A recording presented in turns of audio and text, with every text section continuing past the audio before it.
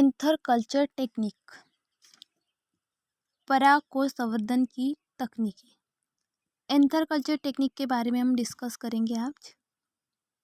तो anther culture technique में क्या करते हैं, सबसे पहले संपूर्ण परागकोश के संवर्धन द्वारा या कल्चर के द्वारा हैप्लॉइड्स प्लांट को प्राप्त किया जाता है। ये होती है एंथर कल्चर टेक्निक। अब इसकी प्रोसेस क्या है, हम देखते हैं कि इसके लिए जो फ्लावर्स है, पुष्प है, इन कलिकाओं का चयन करते हैं। अब चयन करने के बाद में इन्हें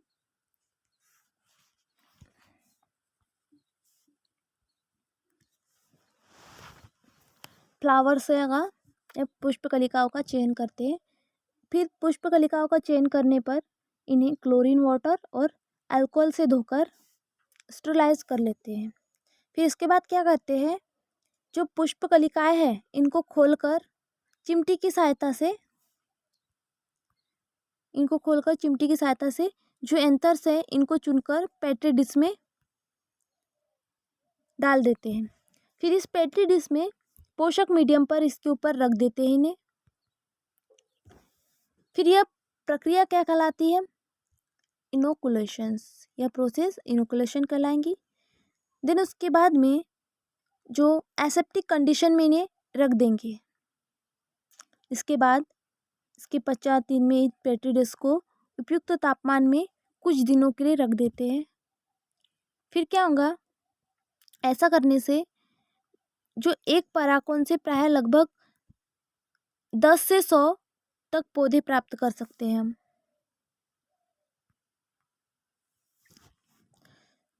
सर्वप्रथम जो एंथर्स है इनसे कैलस का फॉर्मेशन होता है, जिनसे एम्ब्रॉइड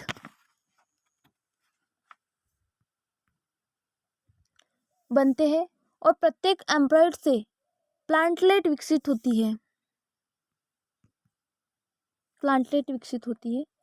जो परागकोश कल्चर टेक्निक है, अंतर कल्चर से जो हैप्लॉइड पौधे प्राप्त होते हैं,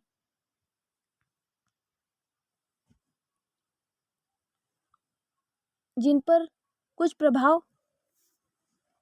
कारक प्रभाव डालते हैं। कौन से कारक प्रभाव डालते हैं, जैसे कि हो गया न्यूट्रिएंट मीडिया, दूसरा selection of anthers, third temperatures, ये सब कारक इसके ऊपर प्रभाव डालते हैं। तो इसमें क्या हुआ है, जनरली ये प्रोसेस में सबसे पहले तो एक प्लांट लिए, प्लांट के ऊपर इस पर जो पुष्प लगा है, इस पुष्प कलिकाओं का हम चयन करते हैं। चयन करने के बाद में इन्हें स्टरलाइज कर लेते हैं। इसे क्लोरीन वाटर में और अल्कोहल से धोकर स्टरलाइज कर लेते हैं। देन उसके बाद इसको चिमटी की सहायता से फ्लावर्स को खोलते हैं, ओपन करते हैं, और देन उसके बाद जो एंथर्स है, एंथर्स को पेट्री डिश में रख देते हैं। फिर पेट्री डिश में रखने के बाद में इसको न्यूट्रिएंट मीडिया प्रोवाइड करते हैं और उसको टेम्परेचर में रख देते हैं कुछ दिन के लिए। फिर उसमें सबसे पहले कैलस का फॉर्मेशन होता है, फिर एम्ब्रियो से प्लांटलेट का फॉर्मेशन होता है, और प्लांटलेट से फिर हैप्लॉइड प्लांट बनते हैं। तो ये प्रोसेस हमारी एंथर कल्चर टेक्निक की हो गई। फिर इसके ऊपर प्रभाव डालने वाले कारक के बारे में हम पढ़ेंगे। तो कारक क्या है, पहला है न्यूट्रिएंट मीडियम, दूसरा है सिलेक्शन ऑफ एंथर्स, थर्ड है टेम्परेचर। अब हम देखते हैं कि इन कारक कैसे प्रभाव डालते हैं। तो पहला देखते हैं न्यूट्रिएंट मीडियम। अब न्यूट्रिएंट मीडियम में कैसे प्रभाव डालेंगे, कैसे कारक प्रभाव डालते हैं, तो ये देखते हैं कि जो न्यूट्रिएंट मीडियम है इसमें प्राय कोकोनट मिल्क, ऑक्सिन्स और काइनेटिक्स मिला दिए जाते हैं, जिनसे हैप्लॉइड पौधे का कल्चर आसानी से किया जाता है। साइंटिस्ट है गुहा और माहेश्वरी, इन्होंने क्या किया था, 1966 में धतूरा इनोक्सिया के हैप्लॉइड पौधे के पोषक मीडियम में कोकोनट मिल्क और काइटिन मिलाकर प्राप्त किए गए थे। फिर इन्होंने देखा कि जो पोषक मीडियम है इनमें ऑक्सीजन मिला देने से तंबाकू, जिसे निकोटिना टोबेकम कहते हैं, के एम्ब्रॉइड तेजी से साथ वृद्धि करके उत्पन्न हो जाते हैं। इसी प्रकार से यदि मीडियम में काइनेटिन और जाइटिन मिला दिया जाता है तो धतूरे के एम्ब्रॉइड आसानी से विकसित हो जाते हैं। इसी प्रकार से कार्बनिक और अकार्बनिक तत्वों का प्रभाव भी एम्ब्रायोइड के विकसित होने के लिए आवश्यक होता है। दूसरा देखते हैं सिलेक्शन ऑफ एंथर।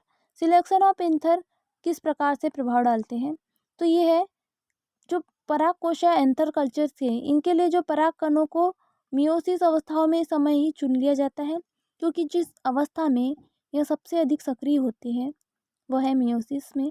तो एग्जाम्पल ले लेते हैं हम धतूरे का, तो धतूरा इनोक्सिया, निकोटीना टेबेकम और पियोनिया हाइब्रिडा इत्यादि इनका एग्जाम्पल है। ग्रेसॉप और डॉय साइंटिस्ट ने 1972 में टमाटर के पौधों में